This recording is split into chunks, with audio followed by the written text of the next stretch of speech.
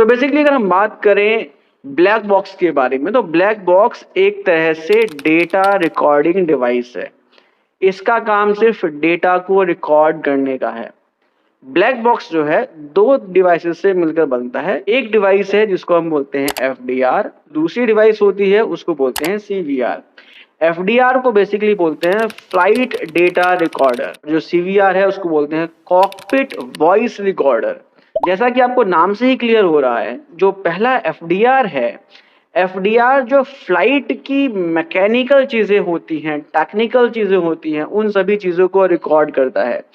जैसे कि फ्लाइट उड़ने के बाद किस एल्टीट्यूड पे उड़ रहा है, किस स्पीड से उड़ रहा है, किस एंगल पर है, उसकी कंट्रोलिंग कैपेसिटी क्या है, इन सभी चीज़ों को रिकॉर्ड करता है।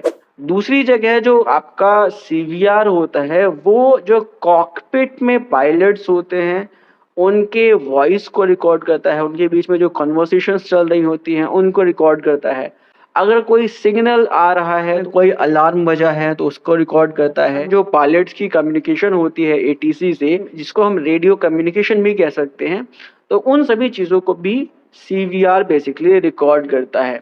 सो बेसिकली आपको समझ में आ गया होगा कि एफडीआर और सीवीआर दोनों को मिलाकर ही ब्लैक बॉक्स बनता है, जिसका काम होता है डेटा को रिकॉर्ड करना। इसका मेन जो पर्पस होता है वो होता है एक्सीडेंट के बाद, या कोई भी क्रैश होता है, कोई भी इंसिडेंट होता है, उसके बाद जो भी डेटा है उस डेटा को रिकवर करके उस एक्सीडेंट के पीछे का जो भी मेन रीजन रहा होगा उसको आइडेंटिफाई करना इसका मेन पर्पस होता है।